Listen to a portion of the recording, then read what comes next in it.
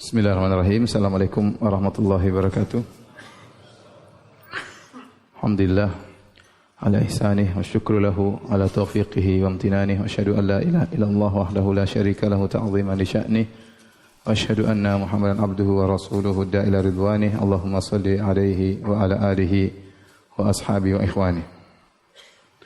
Hadirin dan hadirat yang dirahmati Allah Subhanahu wa taala, insyaallah pada kesempatan kali ini kita akan membahas beberapa sifat ikhtiyariyah, di antaranya sifat ridha dan juga sifat ghadab. Namun ada beberapa perkara yang perlu saya ingatkan. Yang pertama, bahwasanya kemarin kita sempat nanya apakah ada wallahu yuhibbus sabirin, ada dalam Al-Qur'an, ya, dalam surat Ali Imran ayat 146. Wa ka'ayyim min nabiyyin qatala ma'ahu ribbiyuna katsirun fama wahanu lima asabahum fi sabilillah wa ma dha'afu wa mastakanu wallahu yuhibbus sabirin. Allah mencintai orang-orang yang sabar. Kemudian perkara yang kedua yang ingin kita ingatkan juga yaitu tentang sifat al-maghfirah. Bahwasanya Allah Subhanahu wa taala memaafkan pertama dosa yang hamba bertaubat darinya. Yang kedua, dosa yang hamba belum bertaubat darinya.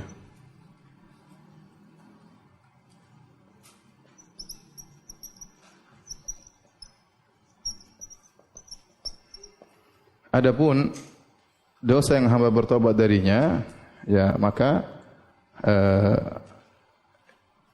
itu disebut dengan taubat, ya. Jadi apa bedanya istighfar dengan taubat? Ya, istighfar adalah memohon ampunan, dan bisa jadi sang hamba belum meninggalkan dosa tersebut. Ya, dia istighfar tapi dia belum bisa meninggalkan dosa tersebut.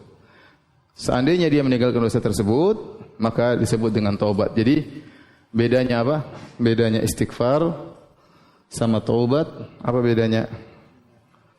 Beda antara istighfar dengan taubat. Kalau taubat pasti dosanya sudah ditinggalkan. Sudah ditinggalkan. Adapun istighfar tidak harus. Istighfar belum tentu. Karenanya istighfar yang sempurna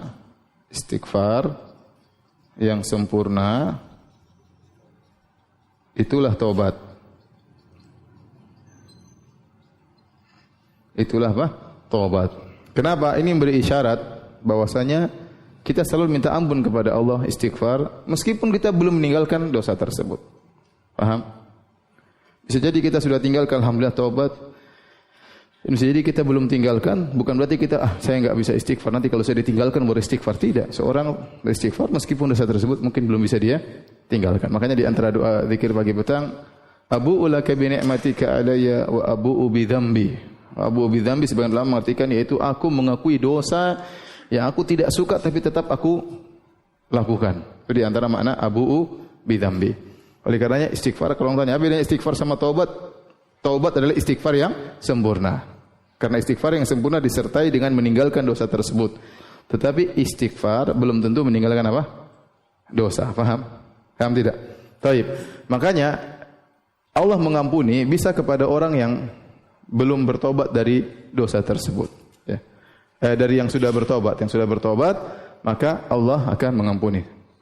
Orang sering bertanya, Ustaz, kalau kita sudah bertobat pasti diterima atau tidak? Jawabannya pasti diterima jika Anda memenuhi persyaratan tobat. Karena Allah Tawwab, Maha penerima taubat. Ya, artinya kalau orang tua kita maafkan kita salah, Allah lebih memaafkan, Allah lebih menerima uzur yang kita majukan. Tapi yang jadi masalah, apakah Anda memenuhi persyaratan taubat? Oleh karena Ibnu Qayyim rahimahullah dalam kitabnya Madarijus Salikin mengatakan seorang tidak bisa pede bahwasanya dia pasti diterima, belum tentu. Tetapi sebenarnya Allah pasti menerima. Jadi masalah apa kita sudah memenuhi persyaratan taubat atau tidak. Tapi seandainya kita memenuhi persyaratan taubat, pasti Allah menerima apa? Taubat seorang hamba. Alam ya'lamu annallaha huwa yaqbalu taubatan ibadihi. Tidakkah mereka tahu bahwasanya Allah menerima taubat dari hambanya? Yang kedua, dosa hamba yang belum bertobat darinya karena firman Allah Subhanahu wa taala, ya, innallaha la yaghfiru an yushraka bihi wa yaghfiru ma duna dzalika liman yasha. Ya. Sungguhnya Allah tidak mengampuni dosa kesyirikan dan Allah mengampuni dosa selain apa? Kesyirikan. Ini maksudnya berkaitan dengan dosa yang belum bertobat. Ayat ini berkaitan dengan dosa-dosa yang belum bertobat darinya. Karena kesyirikan, kekufuran kalau orang bertobat ya Allah ampuni, paham? Apa maksud ayat ini? Maksudnya jika seorang meninggal dalam kondisi syirik, Allah tidak bakalan apa? Mengampuninya. Adapun jika seorang meninggal selain syirik, bunuh orang, berzina, durhaka sama orang tua, apakah kita katakan dia pasti masuk neraka? Kita bilang wallahu alam. Semua dosa selain syirik namanya tahta masyiatillah, di bawah kehendak apa? Kehendak Allah. Semua dosa selain syirik, dosa selain syirik adalah tahta masyiatillah, di bawah kehendak Allah. Kalau Allah berkehendak, Allah ampuni. Kalau Allah berkehendak, Allah azab. Apa maksudnya di bawah kehendak Allah? Artinya apa? Kalau Allah mau, kalau Allah berkehendak, kalau berkehendak Allah ampuni.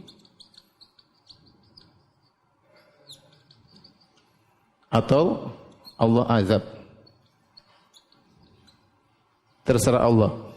Nah, Ahlussunnah meyakini untuk berkaitan dengan dosa-dosa selain kesyirikan, ada sekelompok orang yang pasti Allah ampuni dan ada sekelompok orang yang pasti Allah tidak ampuni. Paham? Kalau syirik jelas enggak diampuni.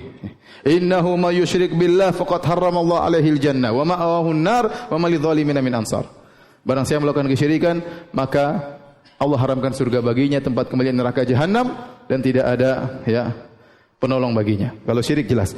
Selain syirik, membunuh, berzina misalnya, merampok ya. Selain syirik bagaimana? Tahta masyiatillah, di bawah kehendak Allah. Karena Allah mengatakan wa yaghfiru ma duna dzalika liman yasha. Allah mengampuni selain syirik bagi yang Allah apa? Kehendaki. Nah, berarti semua dosa selain syirik meskipun seorang tidak bertobat darinya ya. Meskipun seorang tidak istighfar darinya. Paham? Meskipun seorang tidak istighfar darinya, bisa jadi Allah ampuni kalau Allah berkehendak, bisa jadi Allah tidak ampuni. Tapi kita Ahlussunnah meyakini akan ada sebagian yang diampuni dan akan ada sebagian yang tidak diampuni. Karena dalil menunjukkan ada sebagian masuk neraka gara-gara dosa selain apa? Syirik. Rasulullah melihat seorang wanita, dakhalat imra'atun nar fi hirratin habasatha hatta matat la hiya at'amatha wa la hiya tarakatha ta'kulu min khashashil ardi.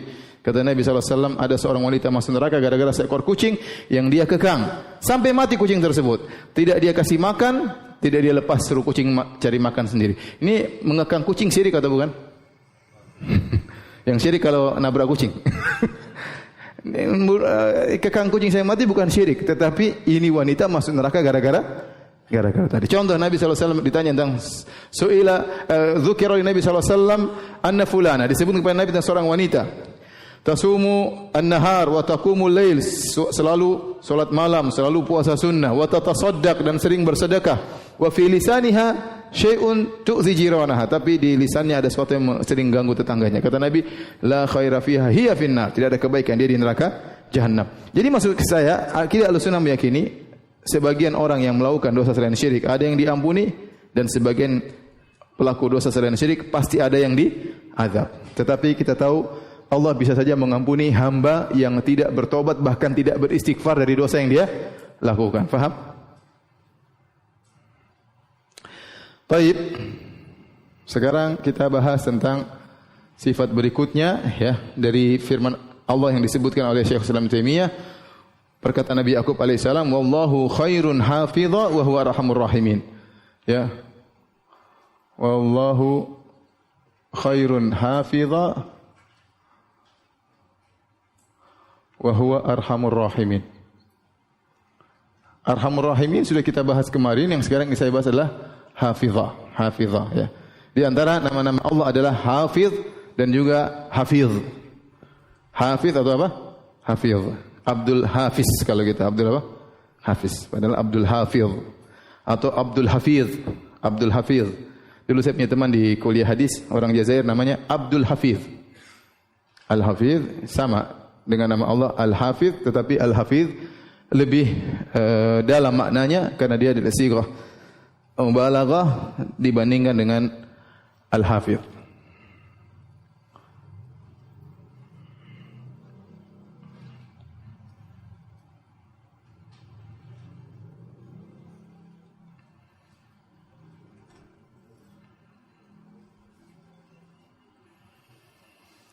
Adapun Hafiz atau Hafiz datang dalam Al-Quran dalam banyak ayat, di antaranya dalam surat Hud ayat 75 kata Allah, Inna Rabbi ala kulli syai'in hafiz.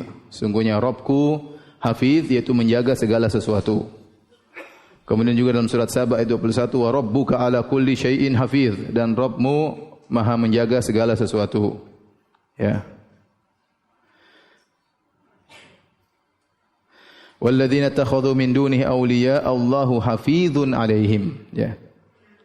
Fallahu khairun hafidha wa huwa arhamur rahimin. Pakai fa ya. Fallahu khairun hafidha wa huwa arhamur rahimin.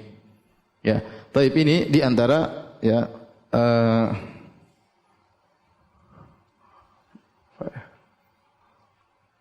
Fallahu khairun hafidha, itu maha menjaga.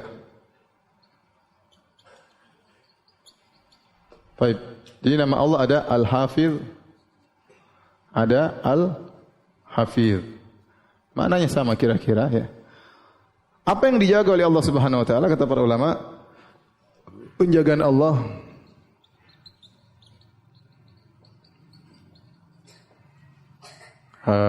ada dua makna. Dua makna. Yang pertama maksudnya atau yang pertama adalah penjagaan amalan-amalan hamba. Amalan-amalan hamba, yaitu semuanya tercatat. Semuanya tercatat, tidak ada yang terlewati, terlewatkan, dan terlupakan, tidak ada. Kata Allah Subhanahu wa taala, "Wa ma rabbuka nasiya." Rabbmu tidak akan apa? Lupa. Tidak ada yang terlupakan, tidak ada yang terlewatkan. Oleh karenanya hadis yang masyhur tentang sahibul bitaqah ya. Kata Nabi sallallahu alaihi wasallam, "Yusahu bi rajulin yaumal qiyamati min ummati fayunshar lahu 99 sijillan kullu sijillin maddul basar." Pada hari kiamat kelak akan dipanggil salah seorang dari umatku, diteriakin, "Wahai fulan, datang." Di hadapan khalayak, dipanggil setiap manusia semua. "Wahai fulan, yusahu bi rajulin," dipanggil, "Wahai fulan." Kemudian dibentangkan kepadanya 99 catatan amalan dosa, semuanya dosa ya. Setiap catatan amal sejauh mata memandang, ini catatan semua isinya apa? Dosa. Waduh. Semua isinya apa? Dosa. Maka Allah bertanya kepada dia, "Hal zalamaka katabatil hafizun?" Apakah para pencatat, malaikat pencatat menzalimimu? Mungkin ada yang salah catat, mungkin ditambah-tambahin, dikurang-kurangin enggak apa-apa. Ditambah-tambahin mungkin dosanya segini, tambah banyak, cuma ngintip ditulis melotot, iya. Tidak ada, kata dia, la, tidak ada. Dicatat sesuai dengan apa yang dia lakukan. Hal zalamaka katabatil hafizun? Apakah malaikat para penjagaku, penjaga amalan menzalimimu? Jawabannya tidak ya. Maka ini maksud dari Allahu ya Pak, Al-Hafiz atau Al-Hafiz, yaitu dia menjaga seluruh amalan hamba, tidak ada yang terlewatkan dan tidak ada yang terlupakan. Yang kedua, maksudnya adalah ini yang pertama. Yang kedua maksudnya adalah penjagaan makhluknya agar tidak rusak makhluknya, ya, agar tidak rusak sesuai dengan hikmahnya. Sesuai dengan hikmahnya. Kalau waktunya rusak, Allah jauhkan dari penjagaan tersebut. Ya. Hingga waktunya, ya. Waktunya. Baik. Di antaranya contoh, misalnya Allah menjaga langit. Allah menjaga langit dan bumi. Apa firman Allah Subhanahu wa taala? Wala yauduhu hifdzuhuma wa huwal aliyyul azim. Hifdzuhuma wala yauduhu hifdzuhuma, artinya Allah tidak susah untuk menjaga langit dan bumi. Seperti firman Allah Subhanahu wa taala, "Innallaha yumsikus samawati wal arda an tazula." Sungguhnya Allah memegang ya langit dan bumi agar tidak melenceng, agar tidak hilang, agar tidak rusak. Jadi Allah menjaga langit dan bumi. Contohnya juga Allah menjaga Al-Qur'an.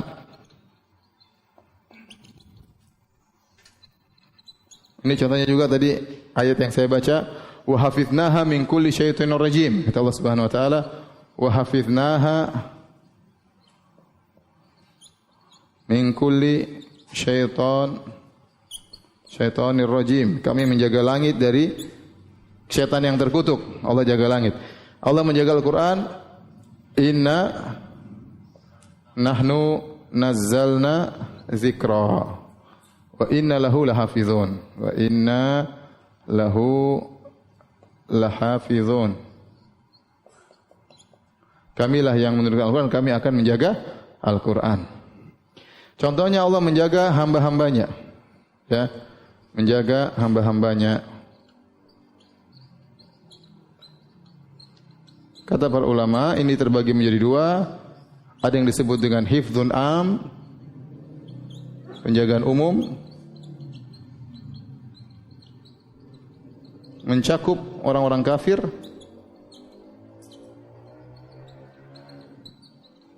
Karena hikmah yang Allah kehendaki.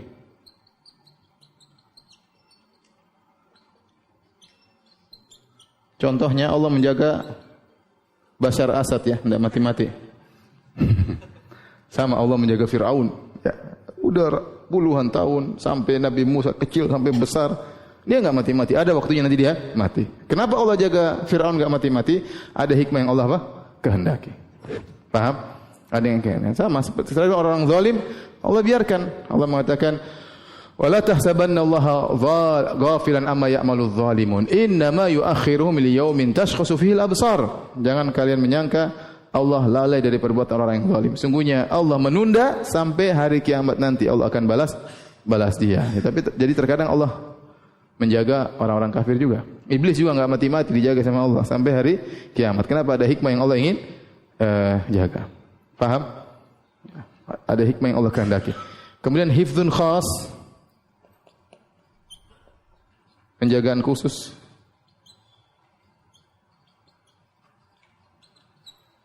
Ini buat orang beriman, seperti hanya untuk orang beriman.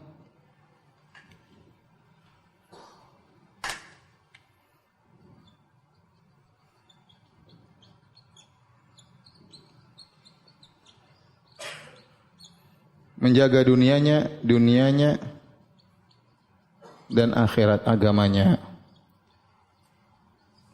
Seperti hadis Nabi sallallahu alaihi wasallam, "Ihfadzillaha yahfadzka." Jagalah Allah, maka niscaya Allah akan menjagamu. Itu jaga syariat Allah. Jaga dirimu tatkala fil alan wasir, tatkala kau di depan banyak orang. Jagalah syariat Allah. Tatkala kau bersendirian juga jaga syariat apa? Allah. Niscaya Allah akan menjaga dunianya dan juga menjaga agamanya. Dunianya Allah mungkin jaga kesehatannya. Allah jaga dirinya, misalnya Allah jaga anak-anaknya. Allah jaga istrinya. Agamanya Allah jauhkan dari syubhat. Kalau dia dengar syubhat dia enggak paham-paham. Kalau dia paham dia kena syubhat. Allah bikin dia enggak paham. Ini apa maksudnya? Gendeng itu dia enggak paham dia. Alhamdulillah dia selamat dari apa? syubhat, dia tidak tertarik dengan syubhat misalnya, ya.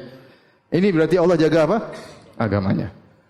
Oleh karenanya Sa'id bin Musayyib kalau tidak salah rahimahullahu taala panjangkan salatnya. Maka dia berkata kepada anaknya, "Inni ataltu fi salat li an uhfadha fika." Aku sengaja memperpanjang salat agar aku dijaga Allah pada dirimu. Artinya supaya kau dijaga oleh Allah. Maka saya panjangkan apa? Salatku. Lihat Imam Bukhari ayahnya waktu mau meninggal dia mengatakan, saya tidak pernah tahu ada 1 dirham pun saya makan dari uang syubhat, enggak ada. Bukan uang haram, uang syubhat enggak ada. Kita syubhat kita cuek, kan syubhat enggak apa-apa. Hukum asal halal, syubhat enggak apa-apa. Kalau sudah jelas haram baru kita tinggal. Lama-lama yang haram juga enggak apa-apa, cuma sedikit. Nanti istighfar bayar zakat selesai. Bapaknya Imam Bukhari syubhat 1 dirham pun tidak pernah. Lahirnya siapa? Imam Bukhari. Nah kita makan syubhat anaknya kura-kura ninja. Bapaknya apa? Taib. Ini di antara apa faedahnya dari ini semua? Ya.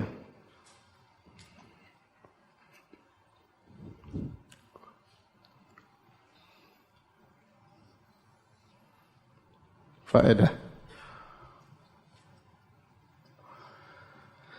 Pertama, tawakal kepada Allah. Kalau kita tahu Allah Maha Penjaga, kita tawakal, ada Allah yang jaga, ya. Apalagi keluar rumah kita bilang apa? La haula wala quwwata illa billah, ya. Bismillahi tawakkaltu 'ala Allah, la haula wala quwwata illa billah. Allah jaga insyaallah. Allahumma inni a'udzubika an adil au udhal au azil au uzal au azlim au uzlam au ajhal au la yujhal alayya. Doa keluar apa? Rumah. Sudah hafal belum? Sudah ya, alhamdulillah itu. Jadi apa namanya? Seorang yakin dijaga. Kemudian biar tauhid, ya. Tauhid semakin kuat. Ngapain kita minta penjagaan dari wali, dari orang mati, jimat, semua kita buang. Allah yang Maha menjaga. Allah yang Maha apa? Menjaga. Itu di antara faedah. Tatkala kita yakin Allah menjaga. Kemudian timbul rasa takut. Timbul khauf. Khauf kepada Allah. Karena kita yakin seluruh amalan kita tercatat. Tidak ada yang luput. Seluruh lirikan kita, lirikan mata kita, dan gerakan hati kita tercatat.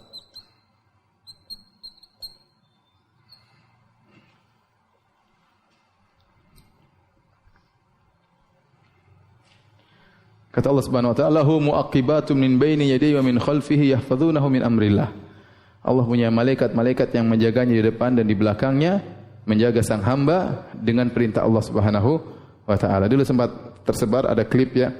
Ada seorang dia di pinggir jalan, kemudian tiba-tiba ada semut yang menginjak-injak, menggigit kakinya. Dia berusaha menghindar tapi tetap aja akhirnya dia pindah sebentar, tahu-tahu ada bis yang lewat situ nabrak apa?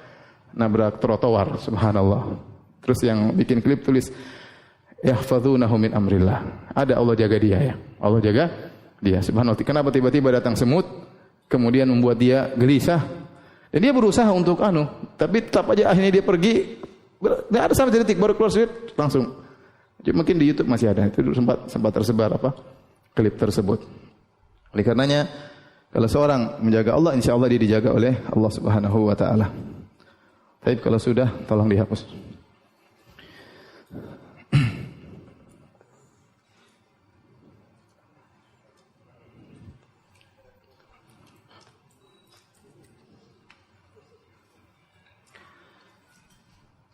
Sama, inna nahnu nazzalna dzikra wa inna lahu lahafizun. Kami yang turunkan Al-Qur'an, kami menjaga Al-Qur'an, maka kita lihat Al-Qur'an terjaga. Betapa banyak orang yang menghafal apa? Al-Qur'an. Bahkan orang yang otaknya terganggu, ya, bisa hafal Quran. Ada di YouTube yang ditulis pakai bahasa Arab, hafidz Quran ma'tuh, yaitu orang yang otaknya terganggu tapi hafal apa? Quran. Apalagi orang yang otaknya tidak terganggu, anak kecil hafal Quran, ya. Padahal kalau kita pikir orang Indonesia gimana bisa hafal Quran bahasa Arab, ya. Enggak ngerti sama sekali, tapi kok bisa hafal? Buktinya bisa. Bukan kita suatu keajaiban? Keajaiban. Sementara kitab-kitab yang lain, Taurat, Injil, tidak ada yang hafal. Tidak ada yang hafal. Makanya waktu Taurat hilang mereka bingung ya. Ini gimana? Sampai datang Uzair yang kemudian diilhamkan oleh Allah dan dia mendiktekan Taurat. Satu-satunya yang hafal Taurat setelah Nabi Musa meninggal dunia siapa? Uzair. Setelah ini enggak ada yang hafal. Adapun Al-Qur'an banyak sekali yang hafal. Ini bukti Allah menjaga Al-Qur'an.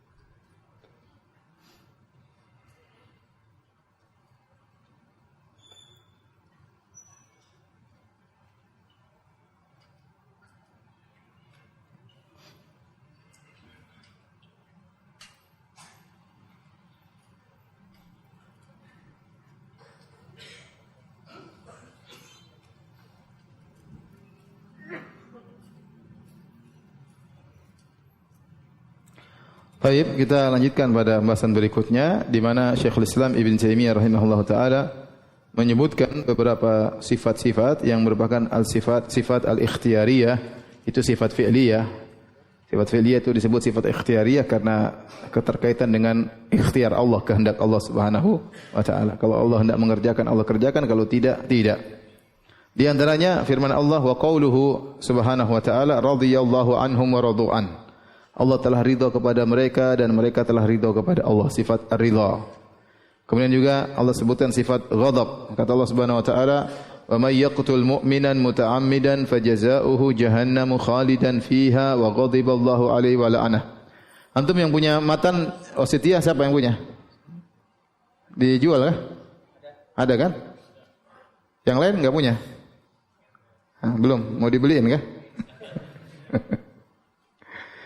Kalau ada yang belikan, berapa harganya? Kalau 8.500 beli sendiri ya. Baik. Ya. 10.000 ya. Baik.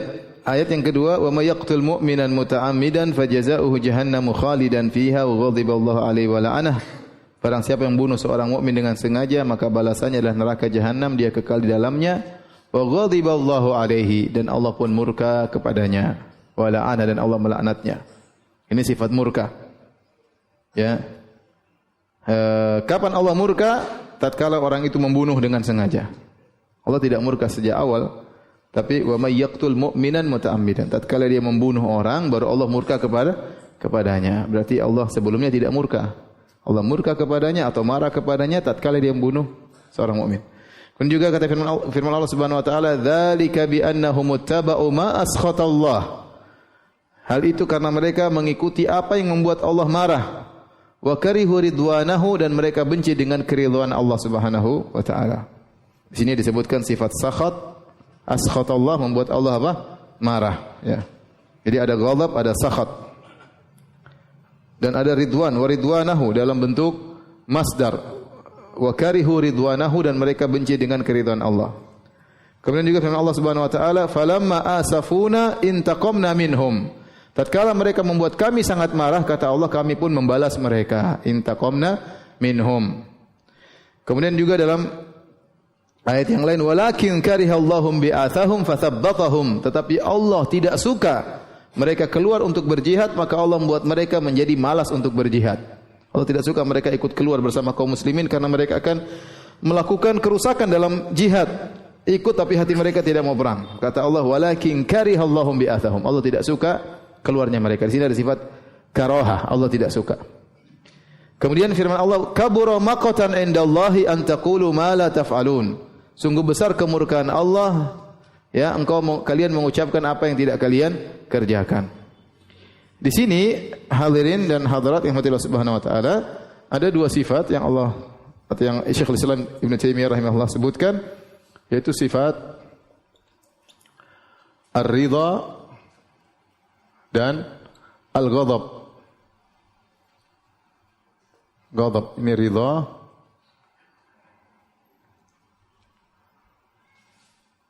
dan marah ya. Ridho lawannya marah, itu ridho senang ya.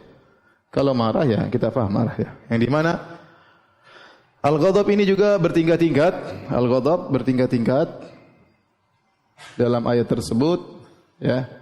Allah sebutkan yang paling rendah adalah al-karahah. Pertama apa?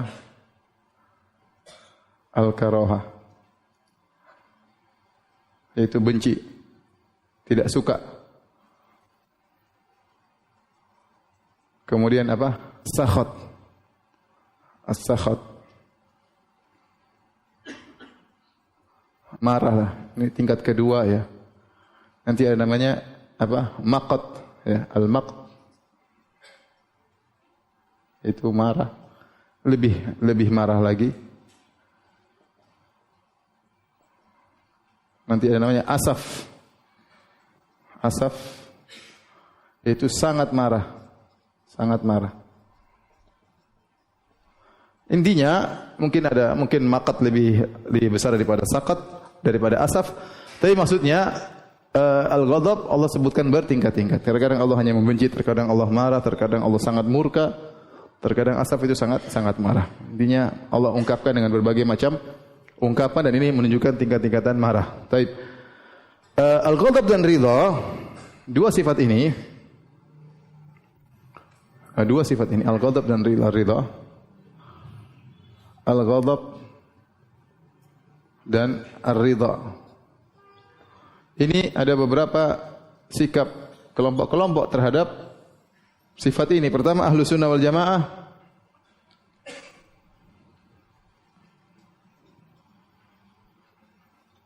bahwasanya sifat marah dan ridha, sifat marah dan ridha adalah sifat fi'liyah ikhtiyariyah.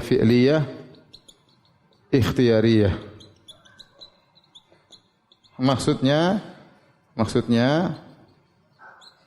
berkaitan dengan kehendak Allah. Berkaitan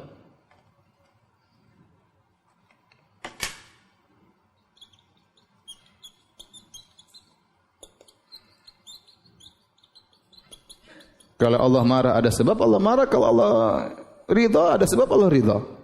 Tidak selalu marah terus, tidak selalu apa? Ridha terus. Ada sebabnya Allah marah, ada sebabnya ada Allah ridha. Ada waktunya atau sebabnya. Maka Allah ridha dan sebaliknya. Baik. Di antara dalil bahwasanya ini adalah Ahlus Sunnah wal Jamaah, bahwasanya tunggu saya jelaskan dulu.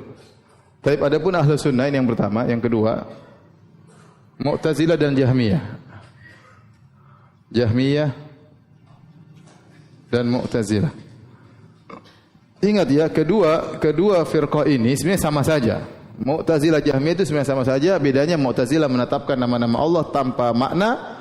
Adapun Jahmiyah tidak menetapkan nama-nama Allah kecuali beberapa nama seperti Khaliq ya. Selainnya dia tolak karena dia bilang kalau nama Allah ditetapkan sama dengan manusia. Mu'tazilah lebih mending daripada Jahmiyah. Dia menetapkan nama-nama Allah tapi nama-nama tersebut tidak mengandung sifat. Ya sama saja sebenarnya. Intinya mereka punya syubhat bahwasanya Allah tidak boleh bersifat. Ini sudah kita jelaskan pada pertemuan-pertemuan awal ya.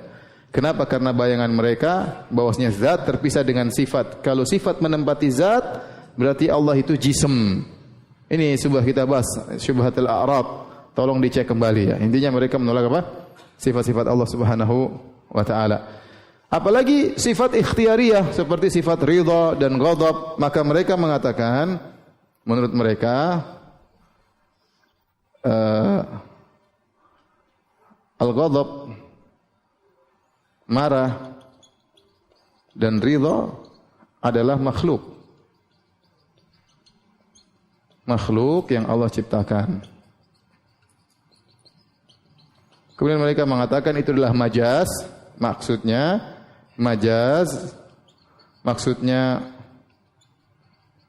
itu al-in'am, misalnya al-in'am atau al-intiqam Kalau ridho artinya al-in'am, ini ridho sama dengan memberi karunia.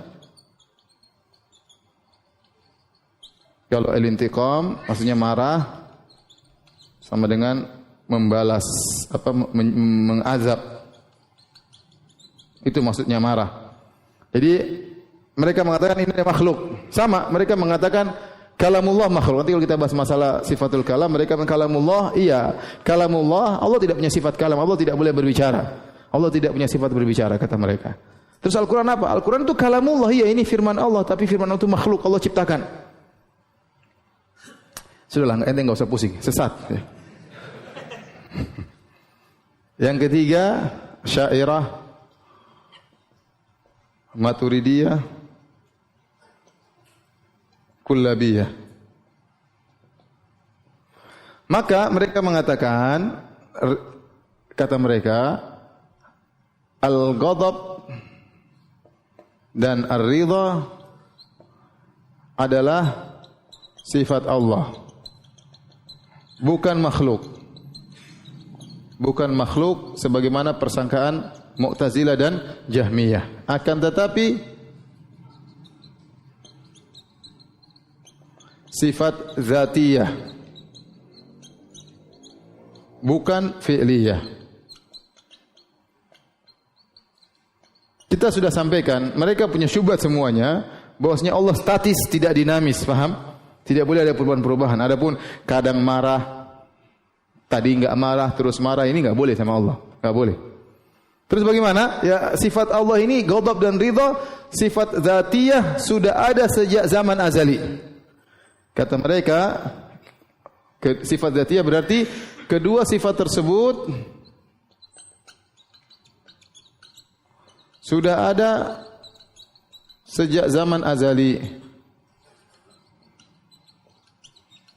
Sehingga mereka mengatakan apa? Mereka mengatakan Allah ridha kepada hamba yang wafatnya husnul khatimah. Meskipun ketika masih hidup dia syirik, musyrik. Contoh, Allah sudah sejak azali sudah ridha kepada Khalid bin Walid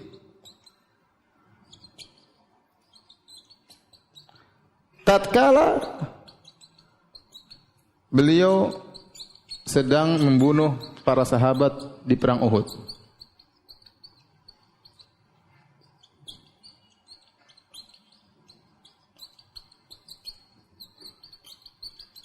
Sama, Allah ridha kepada Abu Sufyan tatkala dia sedang sujud kepada apa? Kepada berhala. Karena dia nanti meninggalnya apa? Muslim. Jadi yang dilihat oleh Allah adalah penghujung orang itu. Kalau penghujung orang itu matinya Islam, berarti Allah sejak ridho sejak zaman azali sampai sekarang pun Allah ridho, dia sedang maksiat, Allah sedang apa? Ridho. Karena sifat ini tidak boleh berubah, statis terhadap si fulan. Faham tidak? Paham atau tidak?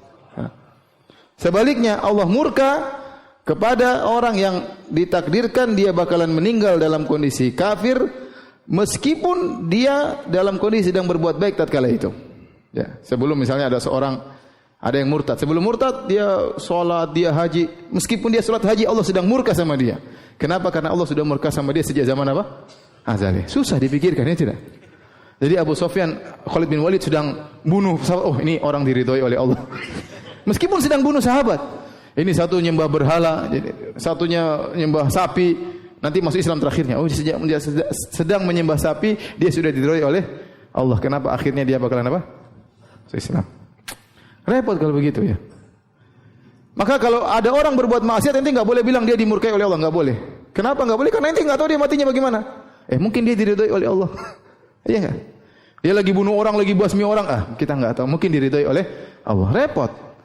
Karena sifat itu dibilang sifat apa? azali. Paham sampai di sini? Namun mereka tidak menerima namanya sifat ridho dan ghadab karena otak mereka tidak bisa menerima kecuali tujuh sifat. Dan seperti biasa selalu mereka mentakwil ridho dan ghadab kepada sifat iradah. Paham? Karena sifat yang cocok untuk mentakwil cuma sifat apa? Iradah. 7 sifat itu apa? Hayat, sama, al-basar, al-kalam, kemudian al-qudrah, al-ilm, al-iradah. Sehingga mereka mentakwil. Ditakwil menjadi sifat iradah. Iradah. Perhatikan sini. Perhatikan. Al-ghadab, marah sama dengan iradatul intiqam. Itu iradah atau kehendak untuk membalas, mengazab atau membalas. Adapun ridha, ar-ridha sama dengan irada apa? Al-in'am misalnya. Yaitu kehendak untuk berbuat baik. Baik. Jadi mereka tidak menetapkan sifat ridha dan sifat ghadab, tapi sifat ghadab dan ridha mereka apa? Takwil. Mereka mengatakan maksudnya iradatul intiqam atau iradah apa? In'am. In'am itu memberi anugerah. Paham? Dan kita tahu beda kita dengan mereka apa? Menurut kita iradah sifat ikhtiyariyah. Menurut mereka iradah sifat zatiyah. Sebenarnya kita bahas Allah sudah iradah tidak pernah berubah dari dulu sampai sekarang. Baik, sekarang kita bahas yang benar adalah akidah Ahlussunnah wal Jamaah. Banyak ayat bahwasanya marah dan ridha berkaitan dengan kehendak Allah Subhanahu wa taala. Baik, contoh.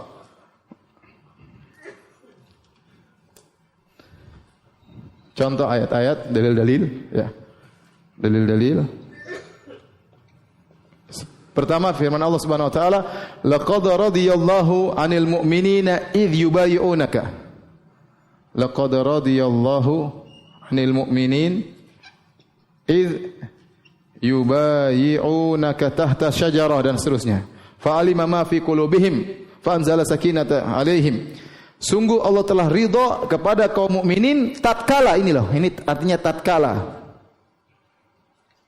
Allah ridha kepada mereka tatkala mereka membaiat Nabi di bawah sebuah pohon tatkala perjanjian Hudaybiyah disebut dengan Syajaratul Ridwan.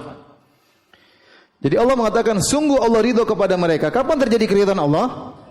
Tatkala. Berarti sebelumnya belum diridhai. Benar. Kapan diridhai? Tatkala. Berarti baru terjadi keridhaan ini, paham? Allah mengatakan kepada orang-orang Ansar, radhiyallahu anhum wa radu'an. Radhiyallahu anhum wa radu'an. Dzalika liman khasyya rabbah. Kapan Allah ridha kepada kaum Ansar? Setelah mereka dulu waktu masih musyrik diridhai oleh Allah. Kapan Allah stempel mereka dengan predikat ini? Allah ridha kepada mereka setelah mereka beriman. Setelah kaum muhajirin beriman. Jadi ridhonya belakangan. Ya. Nanti juga di surga Allah Subhanahu wa taala berkata kepada hamba-hambanya, ya. Araditum, apakah kau ridha dengan apa yang kalian dapatkan? Kata mereka, apalagi yang tidak kita ridha ya Allah, semua sudah kita dapatkan. Kata Allah Subhanahu wa taala, al-yauma ya pada hari ini aku akan menurunkan keridhaanku kepada kalian saat ini. Ya, berarti tatkala di surga ada keridhaan khusus yang Allah berikan kepada mereka yang sebelumnya Allah tidak berikan kepada mereka. Saya bacakan hadisnya.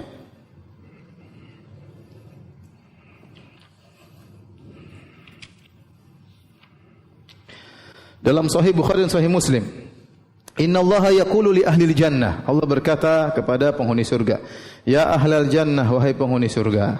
Yaquluna labbaik rabbana wa sa'daik. Kami menyambut panggilan Engkau ya Allah. Fayaqulu hal raditum? Apa kalian sudah ridha, sudah senang dengan semua kenikmatan surga? Fayaqulun wa ma lana la narda. Kenapa kita tidak ridha ya Allah? Wa qad a'taitana ma lam tu'ti ahadan min khalqik. Kau telah berikan kepada kami nikmat yang tidak pernah Kau berikan kepada orang-orang sebelum kami.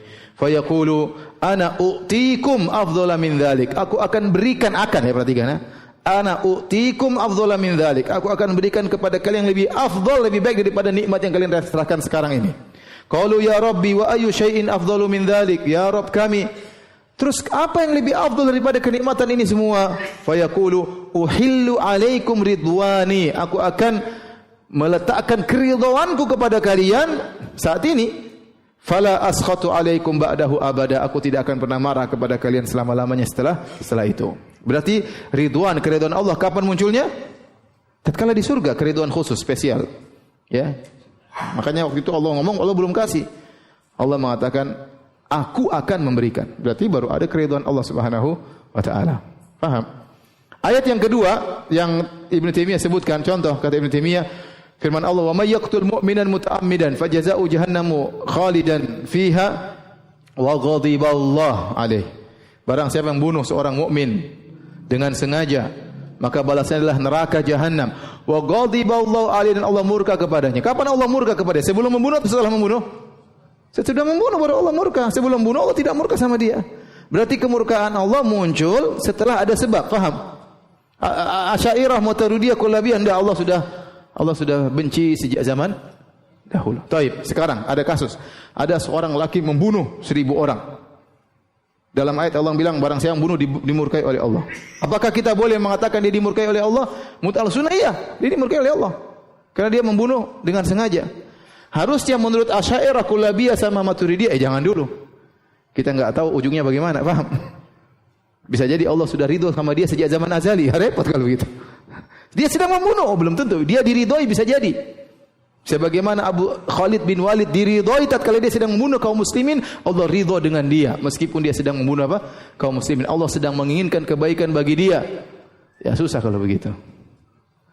Paham? Contoh lagi seperti hadis Nabi sallallahu alaihi wasallam tentang hari kiamat tatkala orang-orang meminta syafaat kepada para anbiya. Kata para nabi semuanya berkata, ya, inna rabbi qad ghadibal yauma lam yaghdab qablahu mithlahu wala ba'dahu. Maka seluruh nabi berkata, bagaimana kami beri syafaat? Sungguhnya Rabbku sedang murka pada hari ini. Allah tidak pernah murka sebelumnya seperti ini, dan Allah tidak akan murka setelahnya seperti ini. Jelas ini murka yang baru, tidak? Allah pernah marah sebelumnya, tapi tidak pernah marah seperti ini. Bagi Asy'ariyah susah, gimana ini? Ini murka baru, padahal Allah murka sejak zaman apa? Azali. Jadi intinya mereka ruwet ya. Benar, mumet kalau kita mau ikut ini, maksudnya gimana ini? Dan tidak logis bagi masyarakat untuk akidah mereka itu rumit. Ya kita sederhana, ente maksiat Allah murka, ente berbuat taubat Allah ridho, selesai. Allah ente syirik Allah murka, ente bertauhid Allah sayang, selesai. Saat itu juga. Kata mereka enggak, lihat tinjau pada zaman azali, repot. Ya. Seperti juga firman Allah Subhanahu wa taala, ya, wa may yahlil alaihi ghadabi faqad hawa. Barang siapa yang terkena kemurkaanku, sungguh dia telah terjatuh atau telah salah ya. Jadi ini semua jelas akidah Ahlussunnah yang sangat sederhana, bahwasanya ghadab dan ridha adalah sifat ikhtiyariyah. Kapan Allah marah ya Allah marah, kapan Allah ridha maka Allah apa? Ridha. Taib. Bagaimana membantah mereka? Bantahan.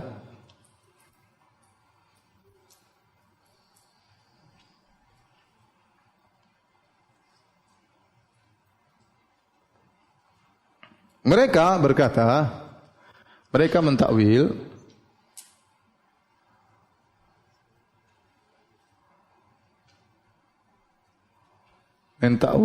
kepada sifat apa?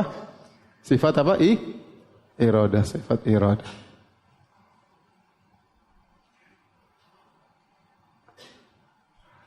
Jawaban. Kita tanya, kenapa ditakwil? Kenapa ditakwil? Mereka bilang apa? Karena marah itu mendidihnya, bergejolaknya darah dalam jantung. Darah dalam jantung. Maka Allah tidak boleh demikian. Kalau gitu harus kita takwil. Paham? Ini syubhat mereka. Kata mereka, marah itu apa? Bergejolaknya darah dalam apa? Bergejolaknya darah. Darah dalam apa? Jantung. Dan Allah tidak boleh demikian, maka kita harus tolak.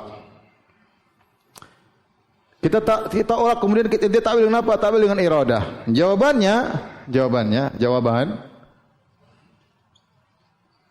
pertama, ya. Iradah juga mailul qalb, kecenderungan hati. Apakah boleh Allah kecenderungan hati? Oh, tidak boleh. Kalau gitu ente bilang, ente pun takwilkan dengan iradah, sama saja. Iradah itu sama saja kecenderungan apa? Hati. Oh, iradah yang kecenderungan hati hanyalah iradah manusia. Iradah Allah berbeda, maka jawaban kita juga sama. Marahnya Allah tidak sama dengan marahnya manusia. Paham? Baik, yang kedua, ini saya enggak usah tulis, nanti sudah paham ya, titik-titik ya. Ente nanti harus bisa tahu maksudnya apa ya. Jawabannya gimana? Mereka bilang kita takwil dengan iradah, kita bilang sama, iradah adalah apa? Kecenderungan hati. Kata mereka, itu iradahnya manusia, iradahnya Allah tidak. Kita bilang sama, marahnya manusia juga gejolaknya darah, adapun marahnya Allah tidak demikian. Yang kedua, bantahannya, ya. Apakah marah sama dengan gejolaknya darah? Ataukah gejolaknya darah adalah dampak dari marah? Mana yang benar? Marah dulu atau darah bergejolak dulu baru ente marah? Mana yang duluan? Ya marah dulu. Berarti marah tidak ada hubungannya dengan gejolak apa? Darah. Itu adalah efek kalau yang marah apa manusia. Paham? Jangan ente definisikan marah dengan bergejolaknya apa? Darah, karena bergejolaknya darah itu bukan marah. Ya. Tapi gejolaknya darah itu dampak dari apa? Efek dari apa? Marah, paham? Jadi definisi Anda bahwasanya marah sama gejolak darah itu definisi yang keliru. Yang ketiga, kita bilang lagi, bantah lagi bahwasanya ya, apakah marahnya malaikat juga demikian?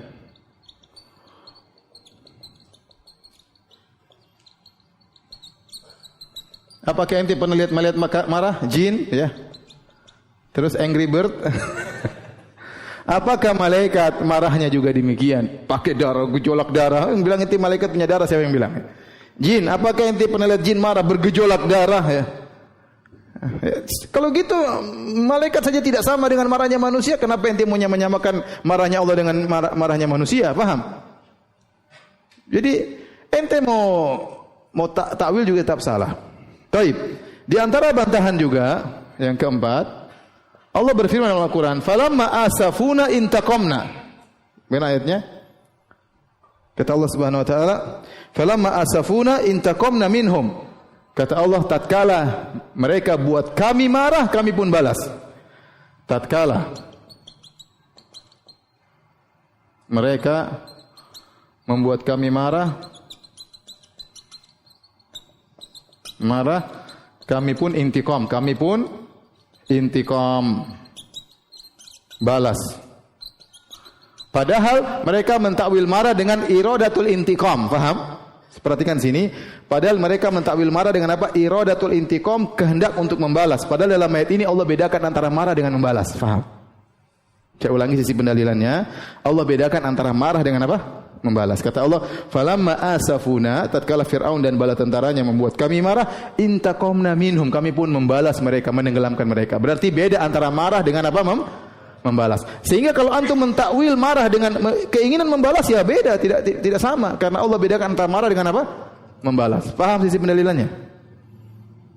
Sudahlah, sampai situ aja lah. Baik, silakan azan.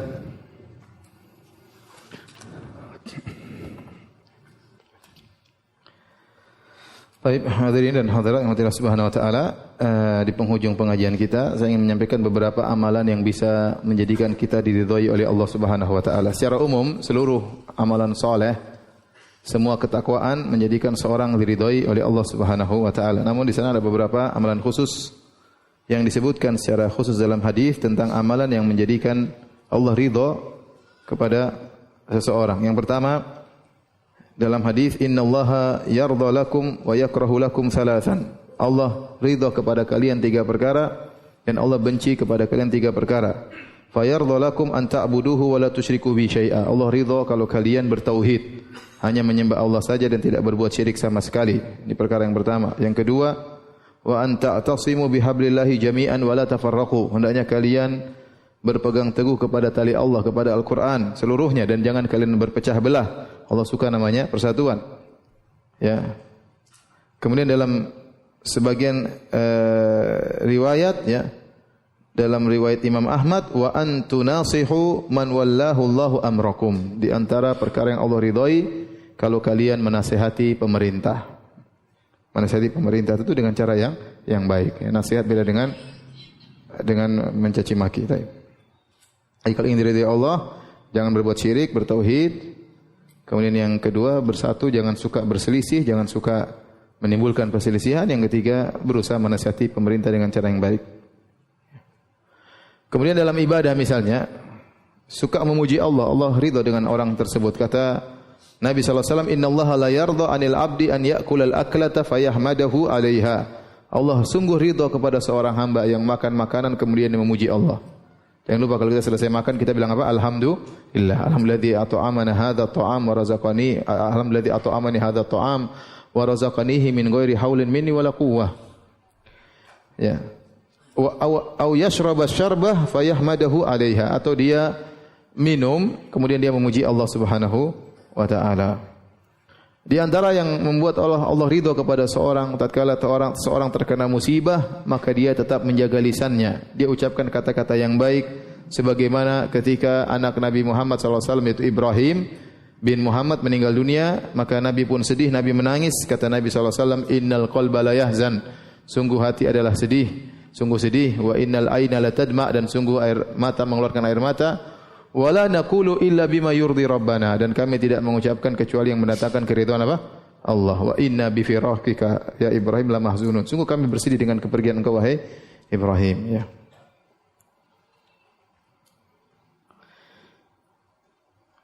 Baik.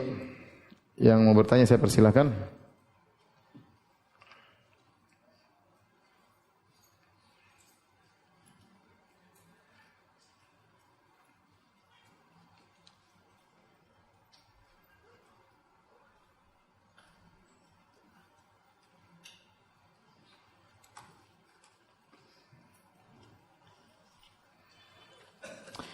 Ustaz Asy'ariyah atau orang yang mengaku Asy'ariyah, mereka mengatakan imam yang 4, imam madzhab akidahnya sama dengan mereka. Kita bilang datangkan buktinya. Bahkan ada risalah tentang akidah 4 imam madzhab, semuanya di atas akidah Ahlussunnah. Dan coba putar kembali ya syarah akidah wasitiyah, saya tidak tahu seri keberapa, waktu saya bawa buku banyak saya sebutkan betapa banyak imam salaf dahulu mereka di atas akidah yang kita yakini, paham? Jadi tolong diputar kembali. Saya sebutkan ratusan buku ya ulama. Adapun penyimpangan itu muncul belakangan. Penyimpangan itu muncul apa? Belakangan. Mana pernah Imam Syafi'i mengatakan maksudnya ridho adalah ingin begini, ingin ganu, maksudnya ini. Tidak ada Imam Syafi'i. Mana Imam Syafi'i mengatakan Allah tidak di atas? Tidak ada. Bahkan Imam Syafi'i berdalil dengan hadis tentang wanita yang ditanya oleh Nabi, Aina Allah fis sama, tentang imannya seorang wanita dengan mengakui Allah berada di atas langit. Imam Syafi'i berdalil dengan hadis tersebut. Jadi ada pun pengakuan ya.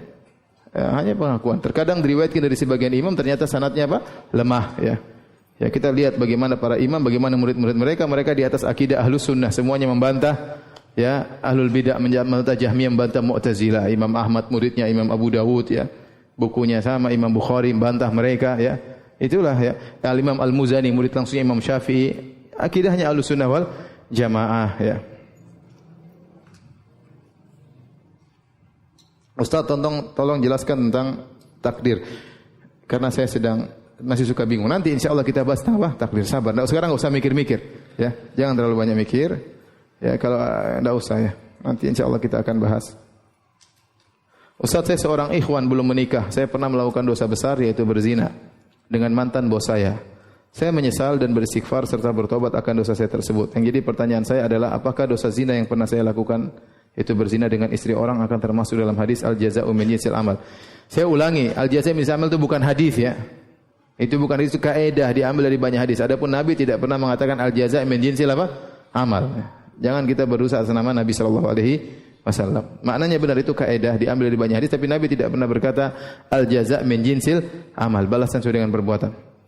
Saya takut jika saya menikah nanti istri saya juga dizinai oleh orang lain, ya. Dia bilang, antum sudah bertobat kepada Allah, tobat sungguhnya, ya. Kalau antum sudah bertobat tidak ada balasan lagi, ya. Balasan bagi orang yang tidak apa? Bertobat, ya. Balasan bagi orang yang tidak bertobat. Kalau sudah bertobat Allah tidak kasih balasan, sudah bertobat selesai. Kata Nabi sallallahu alaihi wasallam, "At-taibu minadz-dzam kaman la dzamba lahu." Seorang yang bertobat dari dosa seperti tidak punya dosa. Ngapain Allah balas? Yang penting antum bertobat dengan apa? Sungguh-sungguh, ya. Ya, ada yang bilang, ada sebagian dai mengatakan kalau antum begini pasti antum pernah sebelumnya. Itu enggak benar seperti itu. Orang sudah bertobat tidak akan.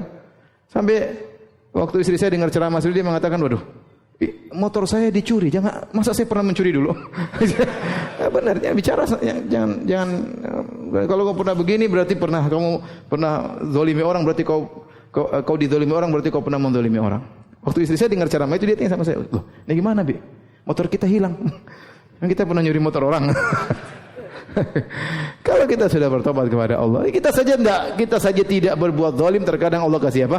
Ujian, paham? Ujian, motor hilang, ini hilang, bukan.